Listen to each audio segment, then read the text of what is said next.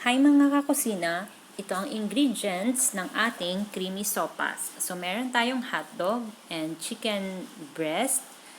And meron din tayong repolyo and then carrots. Syempre ang ating macaroni. And then evap, whole corn, cream of mushroom in pack. And then ang ating mantika, paminta, asin, and then asukal. So, ayan ang ating bawang at sibuyas. Ito naman ang ating pinakuloang buto ng manok. So, ito ang ating magiging pansabaw mamaya para mas malasa. At sa isang baso naman, ilagay natin ang cream of mushroom. And then, yan, lagyan ng tubig. At haluin lamang ito para matunaw ang ating cream of mushroom. So, hanggang sa mawala yung kanyang buo-buo. So, ito na siya. At ngayon, magigisa naman tayo. So, ayan, painitin lang yan. And then, lagyan ng mantika. Ang uunahin natin ay ang bawang. Bawang, and then, next nyan yung sibuyas. So, pag nag-add pala tayo ng sibuyas, lalagyan natin siya ng asukal, asin, at paminta. So, pampadagdag yung lasa. So, ayan na. So, bawang.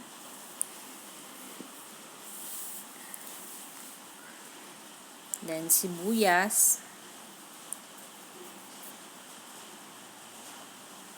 Ayan. So, ngayon, i-add na natin yung asukal, asin, at paminta. So, para sa mga hindi gumagamit ng betchin, ito ang pwede nating alternatives para mas masarap siya o magkaroon ng lasa. Ayan.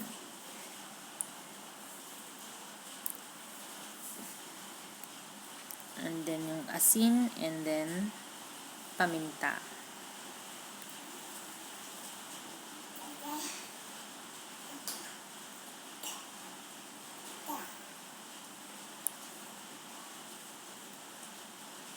Ayan na siya.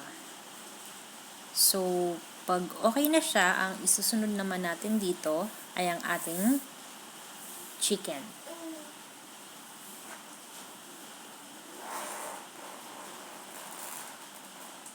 Ayan. Ano to? Chicken breast. And then, kinuha ko rin dito yung laman, yung sabak ng manok. Yun. Kasi ginamit ko yung buto niya para dun sa pangsabaw natin na pinakuluan.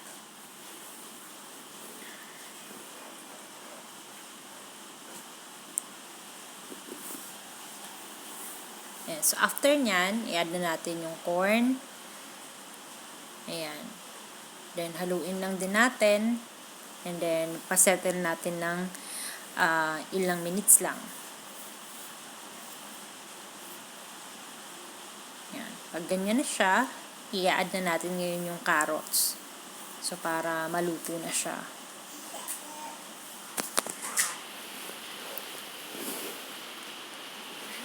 Haluin lang ulit, and then pwede na rin kayo ulit maglagay ng paminta dyan. Ayan. So, takpan hanggang sa ilang minuto lang hanggang maluto siya.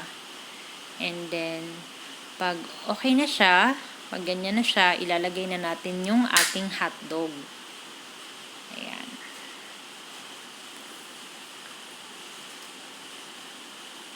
So, after nung hotdog, ang ilalagay naman natin ay ang ating macaroni.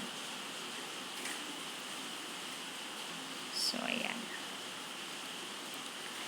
Ano to eh, half lang nung 1/2 kilo na macaroni na nasa pack. So, 1/4 siya.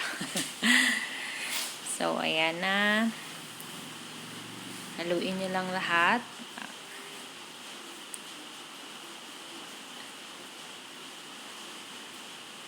So, after nito, ito na yung chicken stock natin. Ito yung mga pinagpakulo natin yung buto ng manok. So, para mas malasa siya.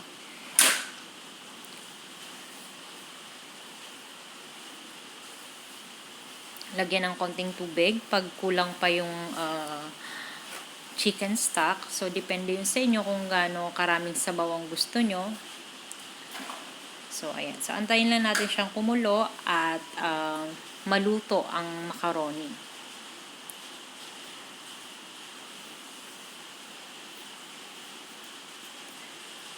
So, ito, kapag kumukulo na siya, ayan, and then, medyo malambot na yung macaroni natin. Ayan.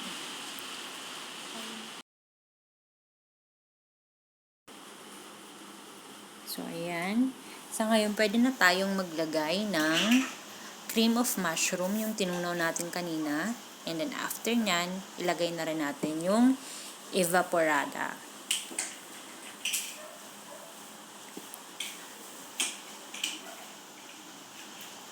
Ayan. So, after nyan, tatakpan lang din natin yan. So, antayin natin na kumulo siya. Para mailagay na natin yung mga gulay natin.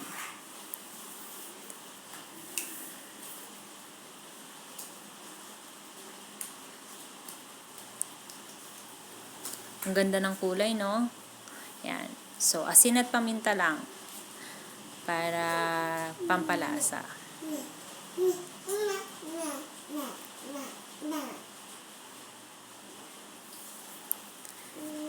At ngayon, nilalagay na natin yung ating repolyo at yung ating spring onion. Pinakalas na to ilalagay. So, mga 2 minutes lang, okay na to. Pwede na natin i-serve ngayong maulang panahon.